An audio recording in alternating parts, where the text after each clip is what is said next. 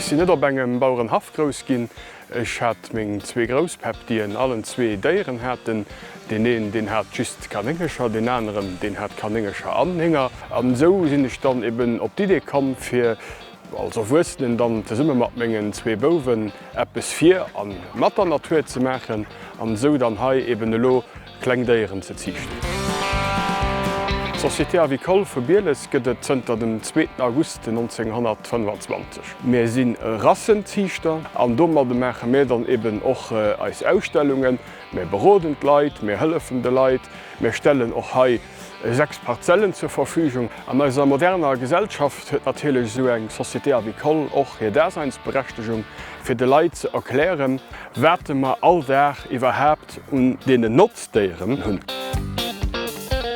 Kklengdeieren sucht beschränkt ja net op déi 3 Déieren do nieft och Meerschwingecher und Dauwen und Kaien und Fasänen, Gänsen. An der Gemeng Süssen eben heit ze Biele so Matchesheld, wie dat Teil genannt gëtt, man natürlich eng emolesche Chance als Société Avicole, molechtens wellt den herrlechen Sidders, wo en sech kann ophalen, an puer flotte Momenter verbringen. Mir hunn noch als Noperen den CTF, die haie Gemeinschaftsgeert hunn.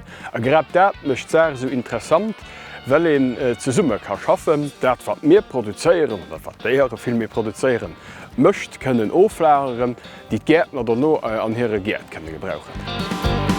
Das wichtig, dass in de ganzen genetischen Patrimoine den Andeelen Déiere stöcht eben erhält. An dat auch dat, wat man de Kanner weisen, an dem man schon iwwer 30 Joer an d'Schoule ginn, wo man all Joers Brutaktionen opbieden, wo man vum bis zum Jippelchen dann de Kanner erklären, wat mir eigentlich schmecken.